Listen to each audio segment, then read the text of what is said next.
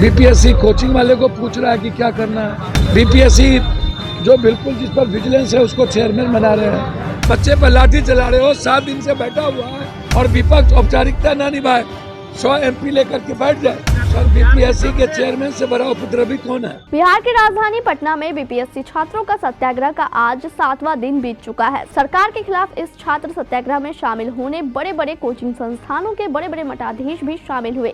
विपक्ष से नेता प्रतिपक्ष तेजस्वी यादव भी छात्रों के बीच पहुंचकर अपनी सहानुभूति छात्रों को दिखाई। इस ठंड में बिना खाए पिए छात्र छात्राएं 7 दिन से धरना पर बैठे हैं, लेकिन सरकार के कान पर जू तक नहीं रेंगती। महज 70वीं बीपीएससी परीक्षा को लेकर री एग्जाम की मांग हो रही है। धरना स्थल पर बैठे बीपीएससी अभ्यर्थी के पास पूर्णिया सांसद पप्पू यादव ने भी छात्रों के साथ पटना में धरना स्थल पर रात बिताई। सांसद पप्पू यादव ने भी छात्रों के साथ बने रहे और सड़क से सदन तक छात्रों के हित में आवाज उठाने की बात कही। विशेष जानकारी दे रहे हैं पटना संवाददाता अमरीश आदम। देखिए, जिस तरह से 7 दिन से धरना स्थल पर यहाँ छात्र छात्राएं बीपीएससी के जो अभ्यर्थी है वो मौजूद हैं, इन तमाम चीज़ों को देखते हुए रात में भी पप्पू यादव यहाँ पहुँचे थे और फिर गए, लेकिन ये सूचना आ रहा था कि पप्पू यादव देर रात यहाँ आए और पूरी रात ये यहीं बिताए हैं और अभी भी मौजूद है पप्पू यादव। और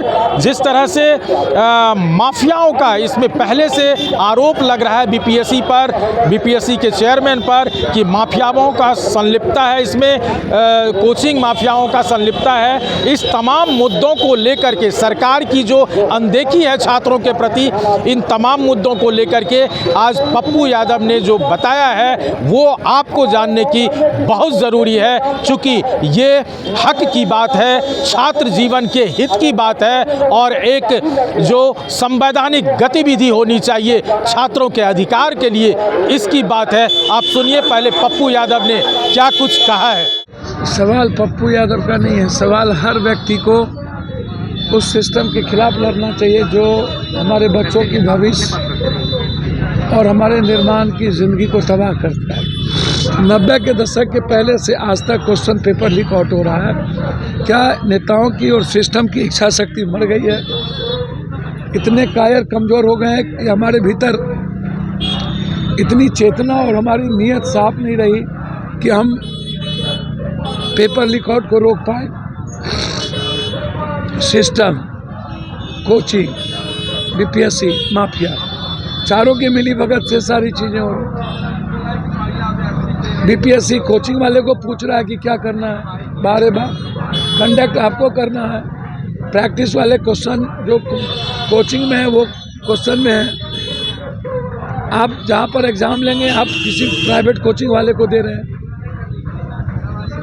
बीपीएससी जो बिल्कुल जिस पर विजिलेंस है उसको चेयरमैन बना रहे हैं। 12,000 बच्चों को यदि आप री एग्ज़ाम कराइएगा तो 4 लाख बच्चे तो गए। यदि उसी पैटर्न पर हुआ तो सारे बच्चे, और बच्चे का क्या होगा? जब क्वेश्चन आपने पहले लिया और आपने मान लिया है कि हुआ है और लेट से हम दिए हैं, और नॉर्मलाइजेशन के मुद्दे पहले आपने कहा कि नहीं ऐसा है ही नहीं, और आपने क्वेश्चन के पैटर्न को ही चेंज करते रहे। तो एक जगह आप करोगे और जगह आप 9 बजे से 3:30 बजे तक का सीसीटीवी फुटेज क्यों नहीं ला रहे? क्या है, क्या कारण? आप लाओ, सामने लाइए, बहस कीजिए मेरे बच्चों से, पूरे मीडिया के सामने बहस कीजिए। और एक ही तो डिमांड है कि एग्जाम को री कंडक्ट कर दो, तो क्या आपत्ति है भाई बच्चों की बात को मान लेने में? और प्रैक्टिस वाले क्वेश्चन को मत दो। तो ना आप सीसीटीवी फुटेज दे रहे हो, स्वीकार भी कर रहे हो। 12,000 बच्चों का कंडक्ट करोगे तो 4 लाख बर्बाद होगा। बच्चे पर लाठी चला रहे हो, 7 दिन से बैठा हुआ है, इच्छा शक्ति पहले ही मर गई, सारा पेपर ही आउट होता है। नालंदा उसके जनक बन गए। आप नीतीश कुमार जी को यात्रा से ज्यादा इस यात्रा का ख्याल करने की जरूरत है। और विपक्ष औपचारिकता ना निभाए, 100 MP लेकर के बैठ जाए, MLA लेकर के। वही हम जानना चाह रहे हैं कि सिर्फ पप्पू यादव ही क्यों, और विपक्ष क्या कर? और मुझे नहीं पता, बैठना चाहिए और जितने सरकार के MLA MP उसको घेरना चाहिए। हमारी कल दिलीप जायसवाल जी से बातचीत हुई, उन्होंने कहा कि हम लोग सोच रहे हैं। सर, बीपीएससी के चेयरमैन से बड़ा उपद्रवी कौन है? वो इतने बच्चों 1000 करोड़ के प्रैक्टिस, ऊपर से नीचे तक बंदर बांट, सभी लोग इन्वॉल्व, नेता involve, coaching involve, system involve, inquiry होगी नहीं, जेल जाएंगे नहीं, सजा होगी नहीं, उनकी संपत्ति छीनी नहीं जाएगी और कोचिंग माफियाओं का मनोबल बढ़ता जाएगा। सर हम तो सदन में 5-5 बार बोले हैं, हम तो उठा ही नहीं, हैशटैग नीट हमने उठाया था, राहुल गांधी जी भी नीट को लेकर के लड़े हैं, इस बीपीएससी के मुद्दों को लेकर कई बार हम उठा चुके हैं, क्वेश्चन पेपर लीक आउट के मामले उठा चुके हैं, डीएम ने जो थप्पड़ मारा उस मामले को उठा चुके हैं। पप्पू यादव क्या उद्देश्य लेकर के कोरोना में गए थे, क्या उद्देश्य लेके बाढ़ के पानी में गए थे, क्या उद्देश्य को लेके नियोजित शिक्षा की लड़ाई लड़ते थे, एसएससी की लड़ाई लड़ते थे, यूपीएससी की लड़ाई लड़ते थे, कोई उद्देश्य नहीं,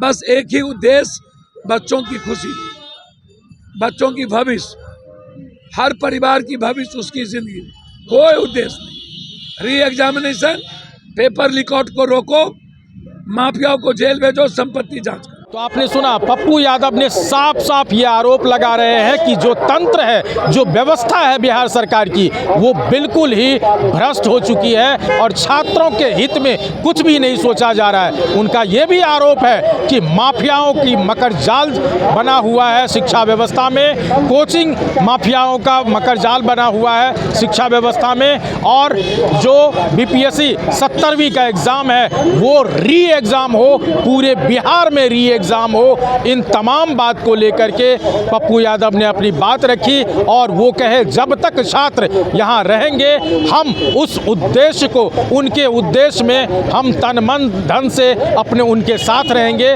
और जब तक सरकार नहीं मानती है तब तक हम भी सड़क से सदन तक आवाज़ उठाते रहेंगे। अमलेश आनंद, केबीसी न्यूज़, पटना।